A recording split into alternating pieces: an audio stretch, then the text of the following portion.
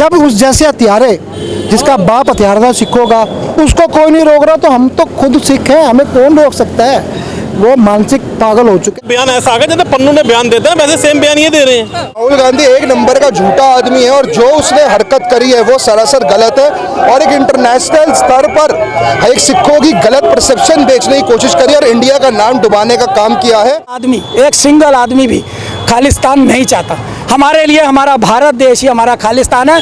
यहाँ खालसों का ही राज चल रहा है। आज जब भी प्रधानमंत्री भी खालिसी हैं। 47 कराया इन्होंने, हमारे गुरुद्वारे, आधे गुरुद्वारे पाकिस्तान में कौन छोड़ के आया? कांग्रेस छोड़ के आई। तो आज ये सोचते जो बाकी के गुरुद्वारे ना उसमें भी सिखों को जाने से मना कर देना। पहनने में, गुरुद्वारे जाने में कोई रोक मतलब ही नहीं है।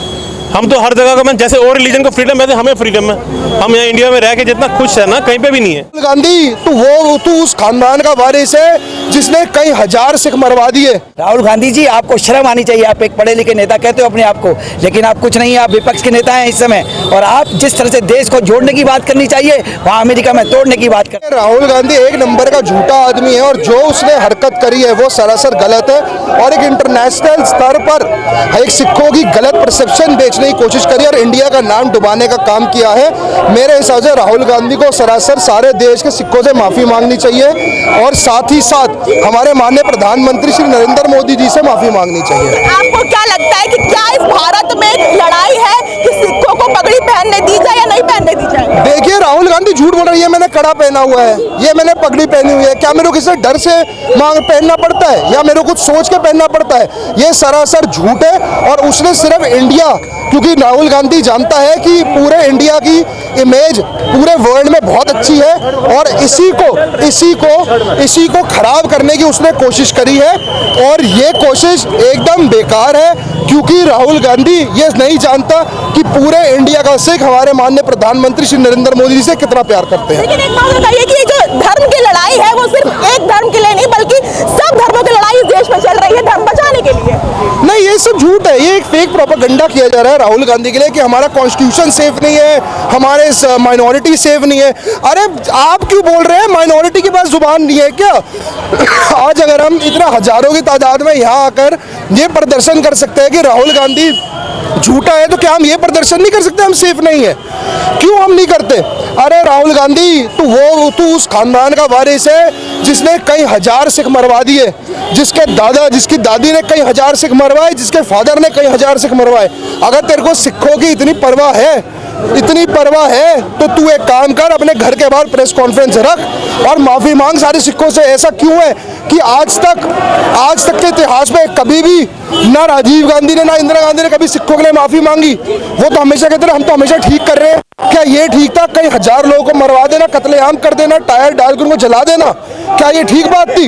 राहुल गांधी समझ जा, अभी भी टाइम है, सिखों से माफी मांग, वरना ऐसा ना हो कि हम सारे सिख मिलकर तुझसे जबरदस्ती माफी मंगवाए। उसके मानसिक दिवालेपन की ये निशानी है। इस देश के अंदर सिख की पगड़ी को कौन चैलेंज कर सकता है? सिख एक देशभक्त कौम है, मार्शल कौम है। इस पगड़ी को कोई आदमी लगा सकता। हाँ, कुछ समय के लिए 84 में जब इसके पिताजी ने 84 का जो कत्लेआम कराया था सिखों का, तब कुछ दिनों में सिखों में सुरक्षा की भावना जरूर आई थी, मगर सिख आज तक नहीं झुका।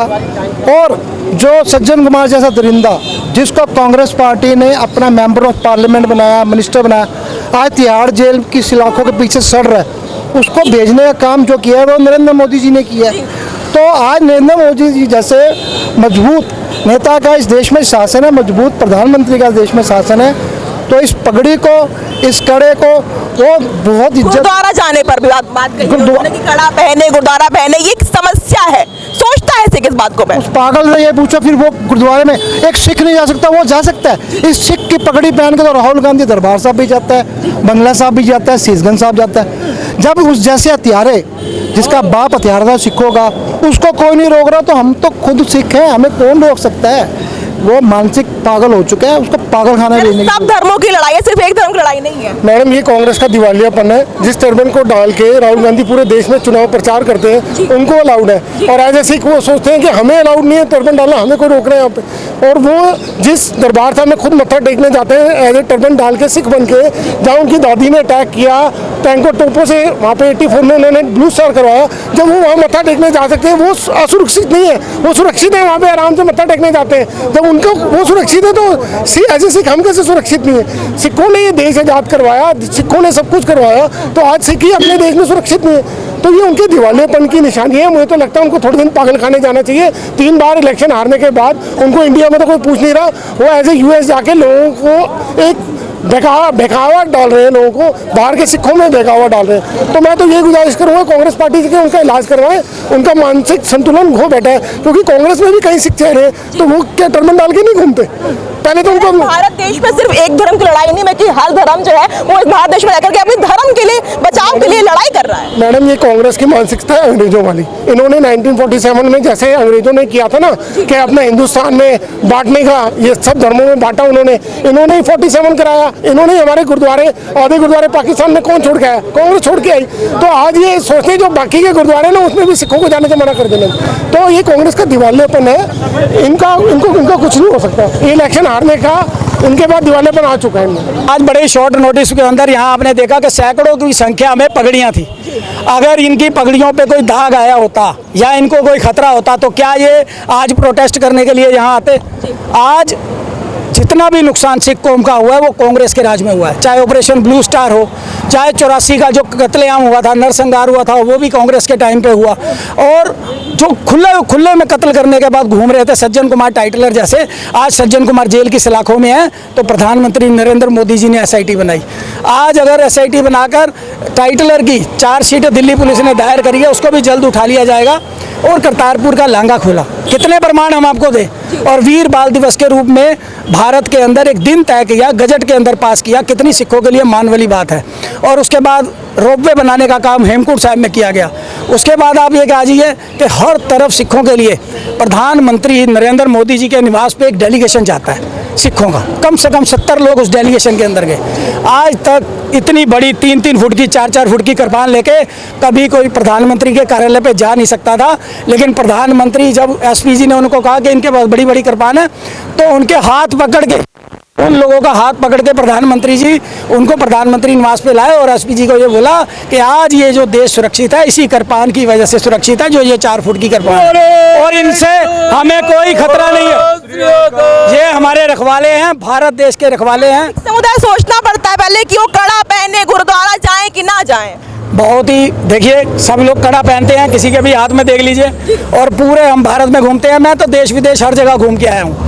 कहीं पे भी देखिए, कुछ देशों के अंदर एक मूवमेंट चलाई जाती है, एक व्यापार की तरह, खालिस्तान की मूवमेंट की। ऐसी मूवमेंट जो खालिस्तान के लोगों को बढ़ावा दे, ये जानबूझकर ये राहुल गांधी जी ऐसे बयान देते हैं ताकि क्लैश हो, एक बार से फिर भी रेफरेंडम हो। मैं तो कहता हूँ एक बार भारत के अंदर रेफरेंडम क्यों नहीं करवाते? ये कनाडा और अमेरिका के अंदर ही क्यों करवाते हैं? एक बार भारत में कराए ना, मैं आपको यकीनन बोलता हूँ एक सिंगल आदमी भी खालिस्तान नहीं चाहता। हमारे लिए हमारा भारत देश ही हमारा खालिस्तान है। यहाँ खालसों का ही राज चल रहा है। आज जब भी प्रधानमंत्री भी खालिस ही हैं, जब न्याय करते हैं सोचते नहीं है, एकदम न्याय करते हैं पूरा करना, ये राज होता है। तो मेरा ये कहने का सीधा एक मतलब है कि हमारे माइनॉरिटी के चेयरमैन आज वो सिख हैं।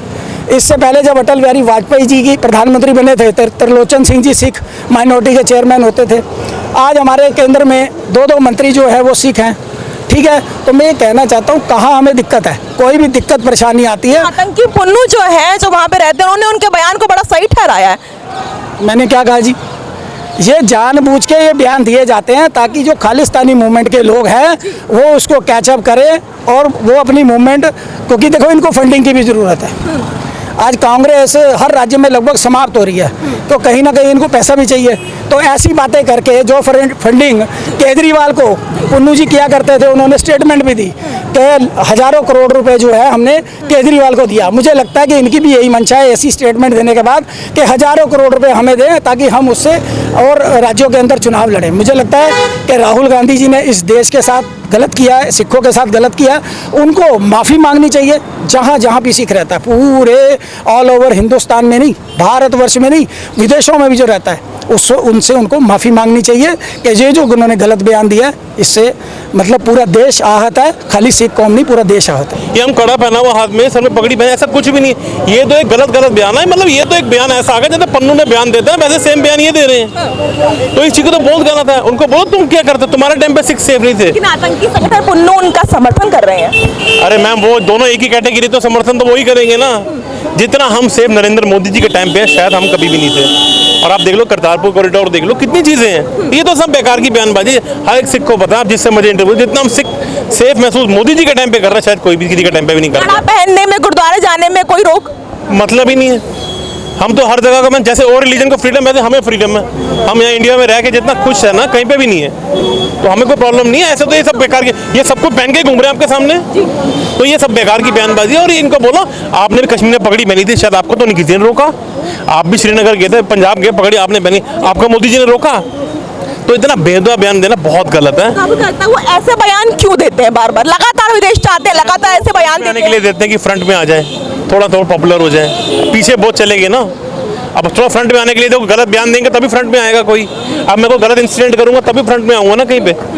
जब हम कोई गलत करेंगे नहीं तो फ्रंट, तो इनका ये बयान बहुत ही बेहुदा और बहुत ही गलत है। देखिए, राहुल गांधी जी के विषय में कुछ नहीं कह सकते, उनको ये नहीं पता कहाँ क्या बोलना और कैसे बोलना है। वैसे कहते हैं देश के प्रमुख नेता हैं वो, देश की बात जो है जिस तरह से उन्होंने रखी है, जहाँ सिख समुदाय स्वयं, सिखों ने पूरे भारत को बचाया है हमें मुगलों से, और उस सिख समाज को कहते हैं कि वो आप खुद पूछिए सिख समाज सुरक्षित है या नहीं है इस देश के अंदर। जिस तरह से राहुल गांधी को स्वयं माफ़ी मांगनी चाहिए पूरे देश के सिखों से, पूरे देश की समाज से माफ़ी जब तक मांगेंगे नहीं, जब तक हम चुप नहीं बैठेंगे, क्योंकि ये सरासर देश को बदनाम करने की जो चाल है, देश को तोड़ने की जो चाल है। राहुल गांधी जी, आपको शर्म आनी चाहिए। आप एक पढ़े लिखे नेता कहते हो अपने आप को, लेकिन आप कुछ नहीं है, आप विपक्ष के नेता हैं इस समय। और आप जिस तरह से देश को जोड़ने की बात करनी चाहिए, वहाँ अमेरिका में तोड़ने की बात करते हैं। इसका मतलब जो लड़ाई है ये सिर्फ एक धर्म के लिए, सब धर्मों की लड़ाई है। नहीं, वो तो कुछ भी नहीं है, उनको तो आप पूछिए मत।